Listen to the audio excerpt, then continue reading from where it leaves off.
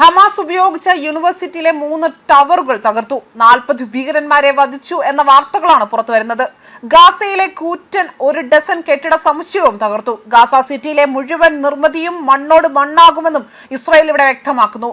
ലക്ഷ്യം ഗ്രേറ്റ് ഇസ്രായേലിന് കീഴിൽ പുതിയ ഗാസ എന്നതാണ് വ്യക്തമാക്കുന്നത്. ഇതോടുകൂടി തന്നെ ഹമാസിന്റെ അടിവേരിളക്കിയുള്ള ആക്രമണമാണ് ഇപ്പോൾ ഗാസയിൽ ഇസ്രായേൽ നടത്തിയിരിക്കുന്നത്.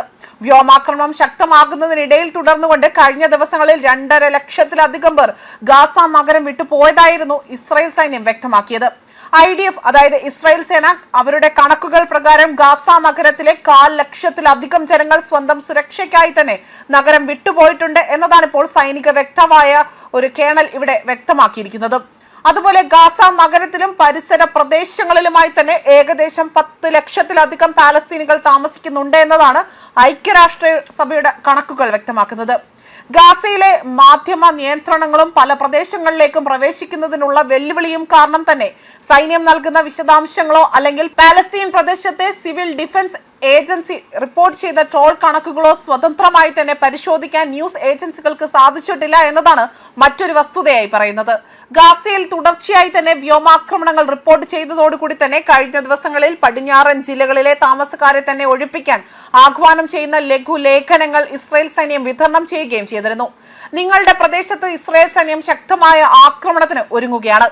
ഹമാസിനെ നേരിടാൻ സൈന്യം ദൃഢനിശ്ചയം ചെയ്തിരിക്കുന്നു. നിങ്ങളുടെ സുരക്ഷയ്ക്കായി തന്നെ ഗാസയുടെ തെക്ക് ഭാഗത്തുള്ള അൽ റാഷിദ് സ്ട്രീറ്റിലേക്ക് അവിടെ ആ വഴി ഉടൻ തന്നെ ഒഴിഞ്ഞു പോകുക എന്നതായിരുന്നു ഈ ലഘുലേഖനത്തിൽ പറഞ്ഞിരിക്കുന്നത്. അതേസമയം ഗാസ സിറ്റിയിൽ ഇസ്രായേൽ നടത്തുന്ന അതിരൂക്ഷമായ ആക്രമണത്തിൽ കഴിഞ്ഞ ദിവസം തന്നെ 32 പേർ കൊല്ലപ്പെടുകയും ചെയ്തു. 12 പേർ കുട്ടികളാണ് എന്നതാണ് റിപ്പോർട്ടുകൾ സൂചിപ്പിക്കുന്നത്. ഗാസ സിറ്റി ഒഴിയണമെന്ന് ഇസ്രായേൽ സൈന്യം ആവർത്തിച്ച് ആവശ്യപ്പെട്ടെങ്കിൽ പോലും ഗാസയിൽ ഒരിടവും സുരക്ഷിതമല്ല എന്ന് ചൂണ്ടിക്കാട്ടി ഭൂരിഭാഗം പേരും സിറ്റിയിൽ തന്നെ തുടരുകയാണ് എന്നതാണ് മറ്റൊരു വസ്തുത. കഴിഞ്ഞ ദിവസം 7 പേർ കൂടി മരിച്ചതോടെ ഗാസയിൽ പട്ടിണി മരണത്തിൽ 420 പേർ മരിച്ചു എന്നതാണ് കണക്കുകൾ സൂചിപ്പിക്കുന്നത്. യമൻ തലസ്ഥാനമായ സനായിൽ ഹൂതികൾക്കെതിരെ ഇസ്രായേൽ നടത്തിയ വ്യോമാക്രമണത്തിൽ താമസ കേന്ദ്രങ്ങൾ തകർന്ന് തരിപ്പണമാവുകയും ചെയ്തതായി റിപ്പോർട്ടുകൾ സൂചിപ്പിക്കുന്നു. ഇതിൽ മാത്രം കഴിഞ്ഞ ബുധനാഴ്ച 46 പേർ കൊല്ലപ്പെടുകയും ചെയ്തു. ഇതുവരെ ഹമാസിന് എതിരെയുള്ള മറ്റൊരു വലിയ ആക്രമണം തന്നെയാണ് അവിടെ നടക്കുന്നത്. എന്നാൽ കഴിഞ്ഞ ദിവസങ്ങളിൽ ബെഞ്ചമിൻ നെതന്യാഹു അടിവരയിട്ട് വ്യക്തമാക്കുകയും ചെയ്തു, ഒരിക്കലും ഒരു പാലസ്തീൻ രാഷ്ട്രം ഉയർന്നു വരില്ല എന്നും ഇവിടെ ഗാസ സിറ്റി മുഴുവനും ഇസ്രായേൽ പിടിച്ചടക്കി അവിടെ അധികാരം സ്ഥാപിക്കുമെന്നും അദ്ദേഹം ഇവിടെ വ്യക്തമാക്കുകയും ചെയ്തിരുന്നു. ഇതിനെല്ലാം പിന്നാലെയാണ് ഇപ്പോൾ ഹമാസിനെതിരെ നടത്തിയ മറ്റൊരു ആക്രമണത്തിൽ ഇത്രയധികം ഹമാസ് അല്ലെങ്കിൽ ഇത്രയധികം ജനങ്ങൾ അവിടെ കൊല്ലപ്പെടുകയും ചെയ്യുന്നത്. ന്യൂസ് ഡെസ്ക് കർമ്മ ന്യൂസ്.